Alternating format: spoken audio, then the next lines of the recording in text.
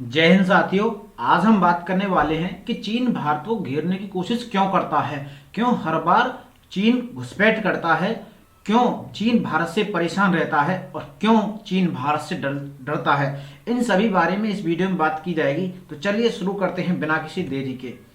ये है जो आप देख पा रहे हैं चीन के राष्ट्रपति जिनका नाम है शी जिनपिंग।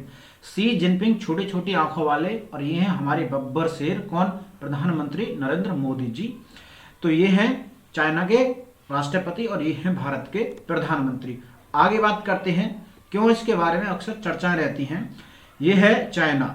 चाइना हमेशा भारत को घेरने के लिए पॉलिसी बनाता रहता है। यानी कि ये जो पॉलिसी बनाता है उसको कहते हैं मोतियों की माला नीति। यानी चाइना इधर से घेरने की कोशिश करता है, इधर से घेरने की कोशिश करता है, इधर से और इधर से। इस तरह भारत को चारों तरफ से घेरने की कोशिश करता है, लेकिन भारत भी इसका काउंटर अपना जवाब देता है। इसको काउंटर करने के लिए भारत भी कार्य करता है। तो सबसे पहले हम बात करेंगे कि अरुणाचल प्रदेश के तवांग में अभी हाल ही में बड़ी चर्चा का विषय है कि तवांग में चीनी सैनिकों ने घुसपैठ कर दी थी। और भाई साहब क्या ताबड़तोड़ हमारी सेना ने उनका जवाब दिया था। इतना मारा था, घूंसे मार मार के, थापड़ मार मार के भाई साहब भगा दिया छोटे छोटे लोगों को। ठीक है, तो सबसे पहली लोकेशन दिखाते हैं आपको, तवांग की लोकेशन कहाँ है। ये है हमारा अरुणाचल प्रदेश। भारत का सबसे पूर्वोत्तर जो राज्य है, पूर्वी राज्य है सबसे, कौन सा है? अरुणाचल प्रदेश। यहाँ स्थान है तवांग स्थान, यहाँ है आपका तवांग स्थान। यही LAC है, line of actual control. Line of actual control को पार करके आ गए थे चीनी सैनिक, और उनका जो मुंहतोड़ जवाब दिया था हमारे सैनिकों ने वो बड़ा ही खूबसूरत दिया था। तो ये है तवांग, और यहाँ से आपको उनको मार के भगाया था। अब जो चर्चा का विषय है वो ये है कि भारत जो है, भारत को चाइना घेरना क्यों चाहता है। तो उसका कारण है कि एशिया का एकमात्र ऐसा देश है भारत जिससे चाइना डरता है। भारत की अगर वायुसेना की भी अगर बात करी जाए तो चाइना से अच्छी, यानी चाइना से तगड़ी है भारत की वायुसेना। तो सबसे पहले अगर बात करें कि चाइना कहां कहां से हिंद महासागर में एंट्री कर सकता है और उसको काउंटर अटैक करने के लिए इंडिया के कौन कौन से प्लान हैं, ठीक है। तो सबसे पहले बात करते हैं कि ये साउथ चाइना सी के माध्यम से मलक्का के पास से एंटर कर सकता है, इधर के देशों की तरफ अपना कारोबार कर सकता है। लेकिन मलक्का में हमारी बड़ी अच्छी पकड़ है, कारोबार तो कर सकता है, बिना परमिशन के ये नहीं कर सकता है, ठीक है ना। बिना परमिशन के नहीं कर सकता है, क्योंकि यहाँ हमारा पड़ता है अंडमान निकोबार द्वीप समूह, और यहाँ मलक्का पे हमारे बड़ी ही अच्छी पकड़ है। तो इसीलिए यहाँ ये कुछ अनैतिक कार्य नहीं कर सकता है। रही बात जावा सागर के माध्यम से, जावा सागर से इधर बात करें तो इधर से भी ये नहीं कर सकता है। हाँ, मेन जो बात है, आगे बताता हूं अगली स्लाइड पे। मेन जो बात है वो ये है कि भारत ने एक अयनी और एक फारकोर, दो बंदर बनाए हैं कजाकिस्तान में। किस देश में? कजाकिस्तान से भारत के अच्छे संबंध हैं। तो भारत ने कजाकिस्तान में दो आपके एयरबेस बनाए हैं, दो एयरबेस बनाए हैं, एक तो ऐनी और दूसरा कौन सा? फारकोर।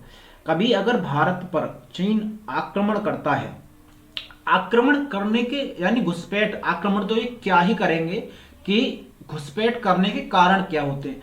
सबसे बड़ी जो बात है घुसपैठ करने की, चाइना की आंतरिक अशांति।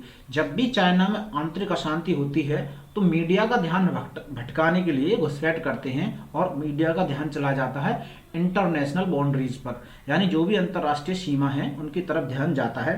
तो सबसे प्लस पॉइंट इनका ये है मीडिया का ध्यान हटाने का, कि जैसे अभी आपने सुना होगा ताइवान का बड़ा ही झंझट चल रहा था।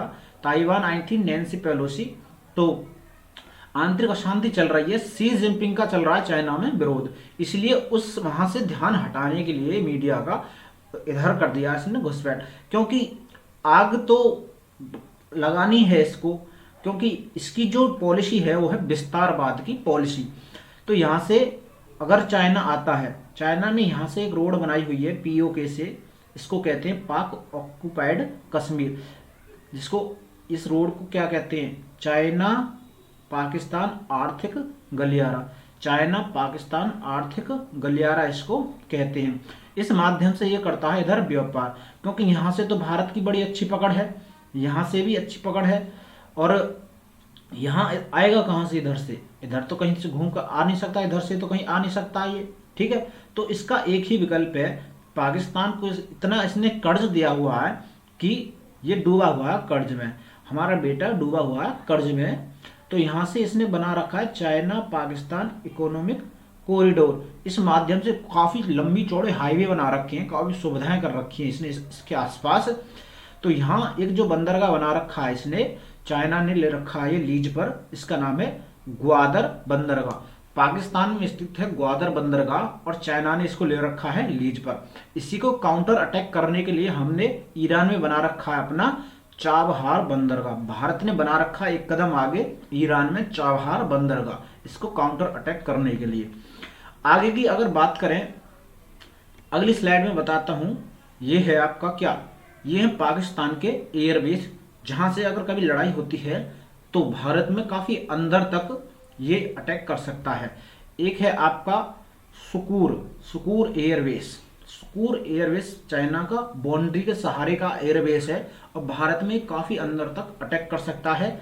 एक है मीरपुर खास एयरबेस है, ये भी काफी बाउंड्री से सटा हुआ है, और ये भी भारत में काफी अंदर तक अटैक कर सकता है।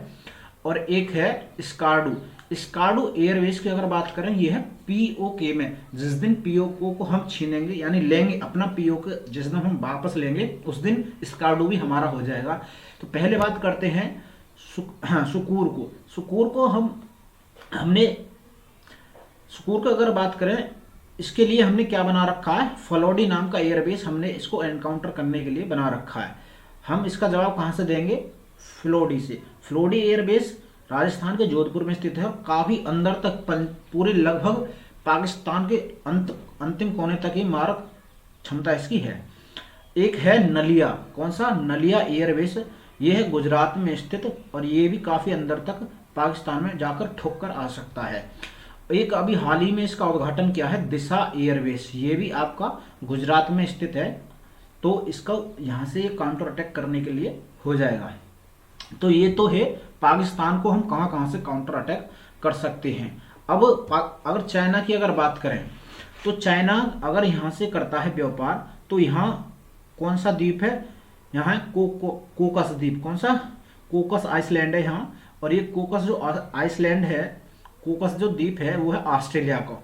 ऑस्ट्रेलिया ने भारत के साथ समझौता किया हुआ है, किसी परिस्थिति में भारत ऑस्ट्रेलिया के एयरवेज का उपयोग कर सकता है, और ऑस्ट्रेलिया भारत के एयरवेज का उपयोग कर सकते हैं।